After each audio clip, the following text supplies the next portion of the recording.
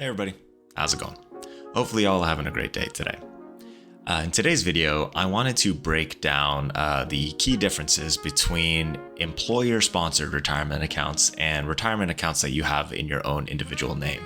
The reason I think this is important is I think a lot of people kind of group retirement accounts under their employer-sponsored retirement accounts, and they're actually missing out on a lot of savings opportunities that they could be doing for their future. So let's get into it. So first things first, there's two different ways that you can open up a retirement account, right? You have, on the one hand, retirement accounts that you have through your company, through the place that you work at. This is commonly called a 401k. If you're a government worker in the United States, this could be a 403b. Really insert any type of company-sponsored retirement plan. Now, the key thing about these accounts is these are opened through your employer for your benefit, right? You don't have access to this account if you don't work for that employer, right? They specifically go to a provider and set up a 401k plan under which you get the option to have a retirement account, right? Without getting too much into the history lesson, companies used to provide what's called a pension plan. They've since veered away from that, but the ERISA Act implemented companies needing to have some sort of plan, right? Hence the 401k is now predominantly used today. Then you have what's known as the individual retirement account, right? This is a retirement account that anyone can open, and it is under their name, owned by them, right? So if you were to go to a Charles Schwab, a Fidelity, any of the brokers out there, you would be able to open one of these retirement accounts under your name today, regardless of who you are working for, right? Now, I want to discuss some pros and cons between both, as well as some differences, right? Within your individual retirement accounts, right? So this is the ones that are open by you for you. There's a contribution limit every year, at least this year, of $6,500, right?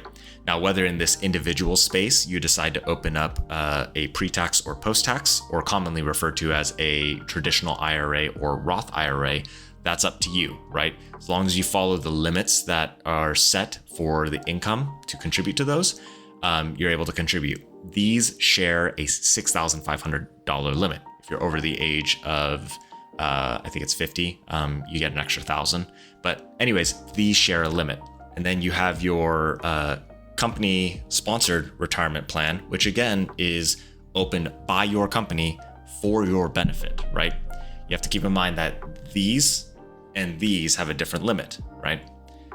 These have a limit of $22,500 in any given year, right? At least that's what it is for 2023, right?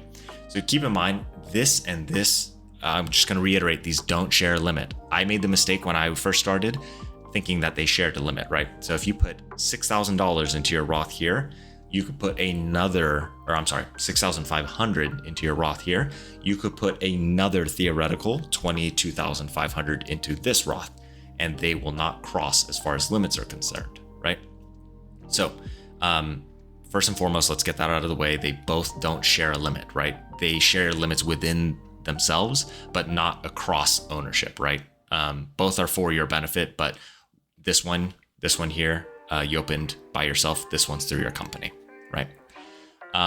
Another benefit, when you invest through your company, it's almost like ordering from a restaurant. You get a menu of different options, right? You could do what's called a target date fund, which those, in short, aim to invest on a risk basis, depending on whatever day you plan to retire, right?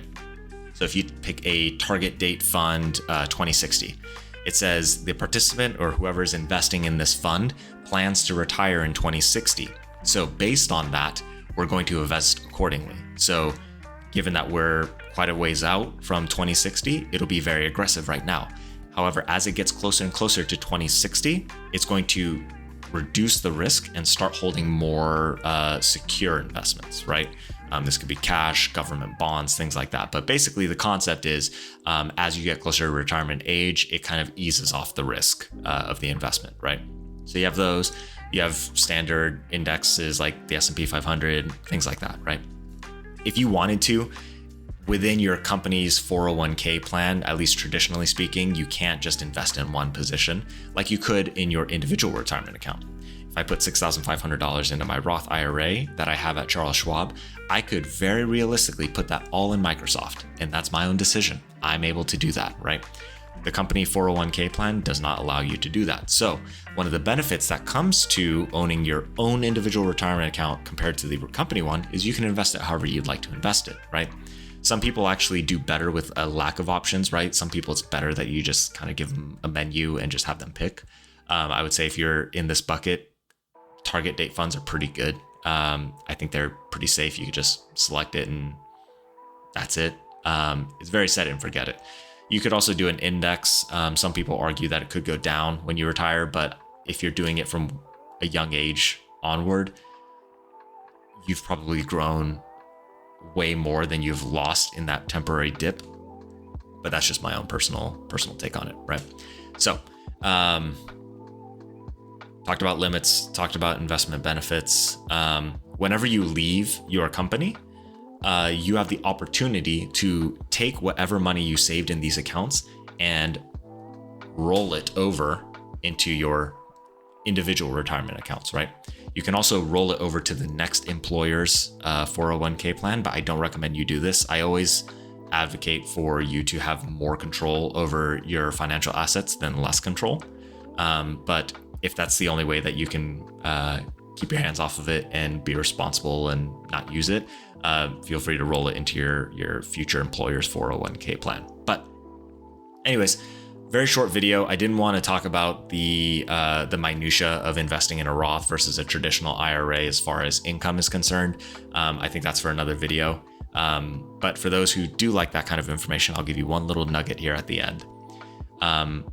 Roth IRAs that you open for your own, like you open it by yourself for your own benefit, these have an income limit where once you make more than that in any given year, or you as a household make more than that limit, you're actually not allowed to contribute to a Roth IRA, at least within your own name.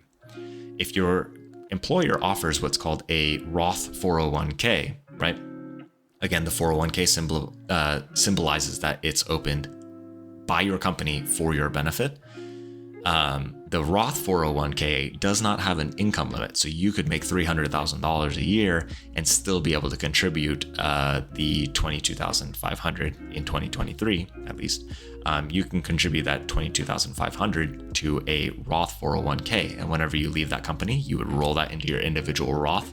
And it's a way for you to keep investing with Roth assets with being beyond the income limit, right? So anyways, hope you enjoyed that little tidbit. And hopefully you enjoyed the broader video of discussing the differences between an individually owned retirement account and a company-sponsored 401k, 403b, whatever the case may be. If you have any questions, feel free to leave them in the comment section down below. I get to all of the comments and I'm happy to hear from you. So without anything else to say, hopefully you all have a wonderful day, a wonderful night, a wonderful evening, and I'll see you on the next one.